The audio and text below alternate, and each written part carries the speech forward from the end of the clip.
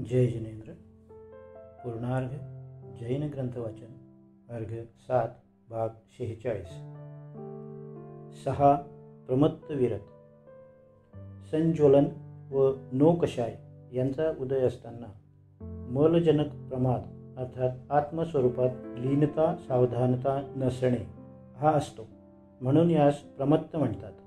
पण प्रत्याख्यान आवरण कर्माचा क्षयोपक्षम असल्यामुळे महाव्रत सकल संयम रूप पाळण्याचे परिणाम होतात, म्हणून यास प्रमत्त विरत म्हणतात. मुनींचे 28 मूलगुण, 5 महाव्रत, 5 समिती, 5 इंद्रिय निरोध, 6 आवश्यक, 7 इतर गुण.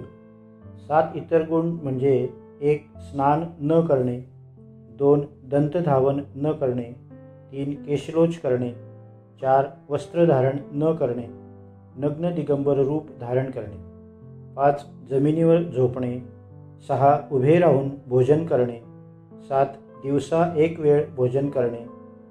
या 28 मूलगुणांचे जे निरतिचार पालन करतात ते प्रमत्त विरत साधू, मुनी, यती, ऋषी म्हटले जातात. ज्ञान व ध्यान हे मुनींचे पवित्र जीवन होय. ते भव्य जीवांना धर्माचा मोक्ष मार्गाचा उपदेश देतात. स्वतः रत्नत्रय धर्माचे निरतिचार निर्दोष पालन करतात. प्रमाद 15 आहेत. विकहा तहा कसाया इंद्रिय निद्दा तहेव पणयोय चदूचदूपण मेगेगम होंती पमादाहु पन्नरस. 4 विकथा, 1 स्त्रीकथा, 2 भोजनकथा, 3 राष्ट्रकथा, 4 राजकथा. 4 कषाय, 1 क्रोध, 2 मान, 3 माया, 4 लोभ. 5 इंद्रिय विषय, 1 स्पर्शन, 2 रसन, 3 घ्राण, 4 चक्षु, 5 श्रोत्र. 1 निद्रा, 1 प्रणय अर्थात रागद्वेष. याप्रमाणे प्रमादाचे अनुरूप भंग प्रकार 80 होतात. 80 प्रकारच्या प्रमादाने सहित हा प्रमत्त संयत साधू त्रिचलाचरण अर्थात अनेक प्रकारचे विचित्र आचरण करणारा म्हटला जातो. हे गुणस्थान चढताना होत नाही. प्रथम 5व्या गुणस्थानवरती देशवृत्ती श्रावक मुनी होतो, तेव्हा एकदम 7वे अप्रमत्त गुणस्थानात जातो. नंतर अंतर्मुहूर्तात 6व्या प्रमत्त विरत गुणस्थानात येतो. पुढे 6व्यातून 7व्यात, 7व्यातून 6व्यात असा चढ उतार सारखा चालू असतो. 7 अप्रमत्त गुणस्थान. जेव्हा संज्वलन व 9 नौकशाय यांचा मंद उदय होतो, तेव्हा प्रमादरहित होऊन हा जीव आपल्या ध्रुव स्वभावात अविचल स्थिर होतो. त्यास अप्रमत्त विरत साधू म्हणतात. या गुणस्थानातून वर चढताना करणत्रय मांडतो. त्यापैकी पहिले अधःकरण रूप परिणाम या 7व्या गुणस्थानात होतात. या गुणस्थानातून चढताना 2 श्रेणी असतात. या गुणस्थानात परिणामाची अनुकृष्ठी रचना असते, अर्थात मागाहून प्रारंभ करणाऱ्या खालच्या जीवाचे परिणाम देखील प्रथम प्रारंभ करणाऱ्या वरच्या जीवाचे परिणामासारखे विशुद्ध होऊ शकतात. म्हणून या गुणस्थानास अधप्रवृत्त करण गुणस्थान हे नाव दिले आहे. या गुणस्थानाचा काल अंतर्मुहूर्त आहे. 8 अपूर्व करण.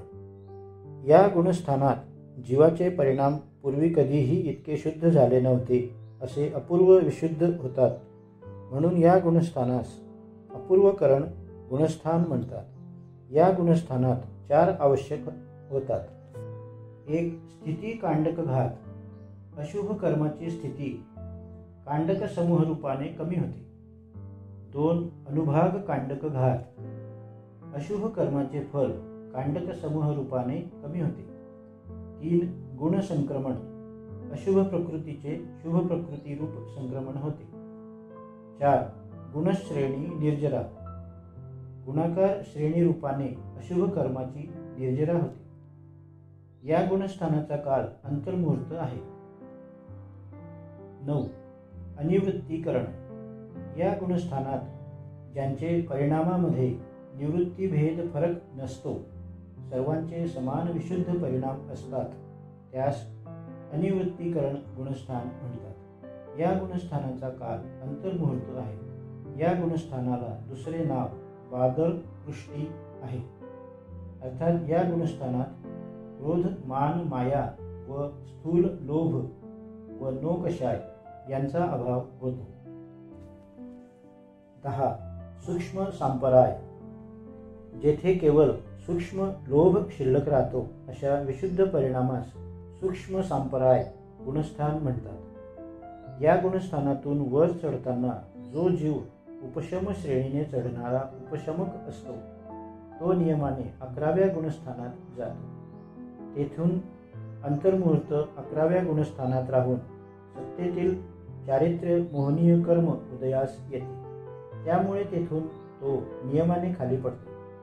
क्षपक श्रेणीने चढणारा क्षपक 11व्या गुणस्थानात न जाताना 10व्यातून एकदम 12व्या गुणस्थानात जातो. तेथून नियमाने 13व्या 14व्या गुणस्थानात जाऊन मुक्त होतो, खाली पडत नाही. 11. उपशांत मोह. जेथे चारित्र्य मोहनीयच्या 21 प्रकृतींचा उपशम झाला असताना जीवाचे निर्मल रागद्वेषरहित वितराग शुद्ध परिणाम होतात, त्यात उपशांत मोह गुणस्थान म्हणतात. 12. क्षीण मोह. चारित्र्य मोहाचा संपूर्णपणे त्रय झाला असताना जीवाचे निर्मल रागद्वेषरहित वितराग शुद्ध परिणाम होतात, त्यास क्षीण मोह गुणस्थान म्हणतात. उपशांत मोह व क्षीण मोह या दोन्ही गुणस्थानात चारित्र्य मोहाच्या उदयाचा अत्राव असल्यामुळे परिणामाची शुद्धता सारखी असते. दोहोंचे परिणाम वितराग शुद्ध असतात. केवळ फरक हा असतो की ज्याप्रमाणे एका भांड्यातील पाणी गाळ खाली दबून बसला असताना वरून दिसावयास स्वच्छ असते, परंतु भांडे हलवले की लागलीच ते पाणी पुन्हा गढूळ होते, त्याप्रमाणे उपशांत मोह गुणस्थानात मोहनीय कर्म पूर्णपणे उपशम होऊन दबून बसलेले असते. त्यामुळे तावत्काळ परिणामपूर्ण शुद्ध वितराग असतात, पण लागलीच अंतर्मुहूर्तानंतर सत्तेतील मोहकर्म उदयास येते व जीवाचे परिणाम रागद्वेषयुक्त होतात. परंतु क्षीणमोह गुणस्थानातील परिणाम मलरहित निर्मलशुद्ध पाण्याप्रमाणे मोहरहित रागद्वेषरहित वीतरागपूर्ण शुद्ध असतात. पुन्हा ते परिणाम रागद्वेष रूप होत नाहीत. क्षीणमोह गुणस्थानवर्ती जीव अंतर्मुहूर्तामध्ये नियमाने बाकीच्या 3 घाती कर्माचा अर्थात ज्ञानावरण, दर्शनावरण व अंतराय कर्माचा युगपत क्षय करून 13व्या गुणस्थानात जातो. केवळ ज्ञानाची प्राप्ती करून घेतो.